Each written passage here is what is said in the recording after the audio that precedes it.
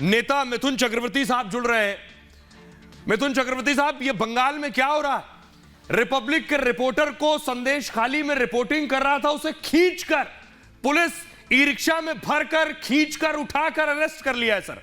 ऐसा क्या है संदेश खाली में सर? बंगाल में सरकार है या बंगाल की स्थिति ऐसी बनी हुई वहां तानाशाही है? देखिए, बात क्या है मैं एक ही लाइन में बताऊंगा कि जब तक हिंदुस्तान में ऐसा हुआ है ना जी, तो समझ लीजिए घोर अंधकार छा गया है।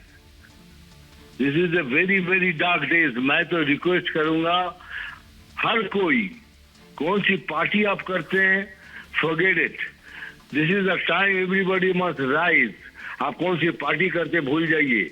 अगर अभी आप इसको रोकेंगे नहीं तो ये कोई और टर्न लेगा, कुछ और चीजें होगी जो हम सोच भी नहीं सकते, सपने में भी सोच नहीं सकते। क्योंकि democracy is something different. Democracy किसी का नहीं है, किसी पार्टी का नहीं है। डेमोक्रेसी है पब्लिक की। अगर वही छीन लिया गया तो पब्लिक बेहाल हो गया। जी, we have nothing to do, we have nothing left with अस।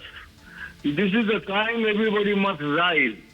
मैं पहले से बोल रहा हूँ, चिल्ला रहा हूँ कि आप पार्टी भूल जाइए, क्या काम करते सब भूल जाइए।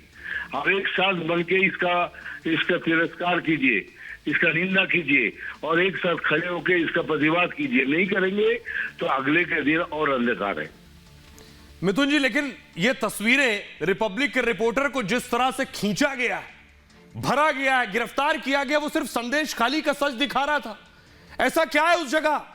ऐसा कौन सा डर है और खौफ है कि कुछ सच सामने आ जाएगा, चुनाव नजदीक आ रहे हैं, जमीन खिसक जाएगी, बुरी तरह से हार जाएंगे, खत्म हो जाएंगे, यही डर है क्या? एक बात सुनो, अगर आपको किसी चीज का डर नहीं तो आप क्यों ऐसे खींचेंगे, किसी को बोलेंगे निकल जाइए यहाँ से? जी, अगर सब कुछ सही है तो आपको कोई डर नहीं। आपको जरूर कुछ डर है, जरूर कोई डर है। जो आदमी दिखाना चाहता था, बोलना चाहता था, जो वहां के रहने वाले, वहां के पुलिस हो के कहीं भी हो, उनको लग रहा था हम लोग खतरे की तरफ जा रहे हैं, इसलिए उसको खींच के उठा के ले गया। क्योंकि अगर कुछ नहीं होता तो कुछ नहीं करते, आप बोलते जाइए, लोग सोचते हंसते रहेंगे, अरे यार कोई आदमी पब्लिक एक जर्नलिस्ट बके जा रहा है। नहीं, जो जर्नलिस्ट बक रहा था वो बगने के पीछे जरूर कुछ है जिससे लोग डर गए हैं। नहीं डरते, कोई बहुत बड़ी सच्चाई छुपी हुई है वहां, लोग बोलना नहीं चाहते, डरते हैं और बहुत जल्द ये आ जाएगा। ये आप सच को कब तक छुपाएंगे? नहीं छुपा सकते। दादा, मैंने तो आपातकाल नहीं देखा, लेकिन ये तस्वीरें ये याद करा रही हैं कि आपातकाल कुछ ऐसा ही रहा होगा जो बंगाल में चल रहा है। ऐसा ही रहा होगा। ये सब कुछ अंधकार है, अभी अंधकार में ही हम हैं। मैं इसलिए हाथ जोड़ के सबसे रिक्वेस्ट कर रहा हूँ, आप कौन सी पॉलिटिकल पार्टी से जुड़े हुए हैं नहीं, ये टाइम है हम सबको मिलकर इसका प्रतिवाद करना चाहिए। आइए, जागिए, एक साथ खड़े हो जाइए और एक साथ आवाज उठाइए, तभी ये चीजें बंद होगी। नहीं तो हमारा भविष्य बहुत बहुत बहुत अंधकार में है। लेकिन दादा, इसको आप कैसे देखते हैं? आप तो वहां रह रहे हैं, आप तो परिस्थितियां देख रहे हैं। एक रिपोर्टर को कैसे? जी, मतलब ये कोई कानून नहीं है, जबरदस्ती है। क्योंकि हमारा राजा, हम जो चाहे वही करेंगे, तो तभी तो तानाशाही है। तानाशाही तो उसे ही कहते हैं, जो हम कहेंगे वही सही, जो हम करेंगे वही सही। लेकिन नहीं है, ऐसा नहीं है। भारत तानाशाही नहीं है, भारत डेमोक्रेटिक कंट्री है। दादा, बंगाल के लोग भी ये देख रहे हैं, बंगाल के लोग भी जवाब देंगे आपको लगता है इस तानाशाही के खिलाफ? सर, देंगे नहीं, जो देना पड़ेगा। ये तो बंगाल तो अंधेरे में चला जाएगा यकीनन। मैं तो चाहता हूं भारत के लोग ये देखने के बाद भी जाग उठे, क्योंकि इसे चुपचाप बैठ के मत देखिए, क्योंकि कल का दिन बहुत खराब आने वाला है। फिर दादा, शाहजहां शेख आज तक नहीं पता, जमीन निकल गई, आसमान खा गया, ये पुलिस नहीं ढूंढ पाई। लेकिन एक रिपोर्टर जो रिपोर्ट कर रहा है उसे गिरफ्तार भी कर लिया और एफआईआर भी दर्ज कर दी शाहजहां शेख पर। महिलाएं चीख कर कह रही हैं यौन उत्पीड़न और गैंग रेप हुआ, एक एफआईआर नहीं। सर, अब मैं तो पहले कहा था कि जो कह रहा था उसके पीछे जरूर कोई सच्चाई है, क्योंकि बहुत सच्चाई के नजदीक जा रहा था।